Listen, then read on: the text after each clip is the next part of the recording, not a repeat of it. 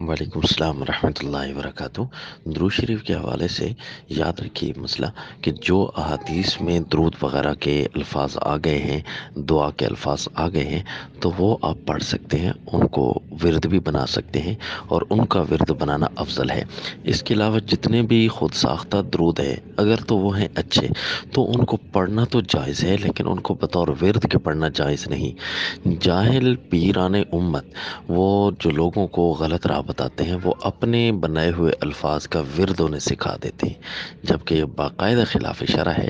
ایسی چیزوں کو ورد نہیں بنانا چاہیے، چاہے وہ قصیدہ بردہ ہو، چاہے کچھ بھی ہو، وہ بندوں کے بنائے ہوئے ہیں جو رسول اللہ صلی اللہ علیہ وسلم نے ارشاد فرمائے، ظاہر ہے وہ پاورفل ہوں گے اور ان کے اندر کسی قسم کی کوتاہی یا کمی نہیں ہوگی کہ ہم اپنے اوقات کو دوسری قسم کے دعاؤں میں ورد بنا کر لگے رہیں، اور اصل جو احادیث طیبہ کے الفاظ ہیں وہ ہم سے اور رات چھوٹ جائیں، تو یہ بھی ہمارے لیے بہت بڑے ناقابل تلافی نقصان ہوگا۔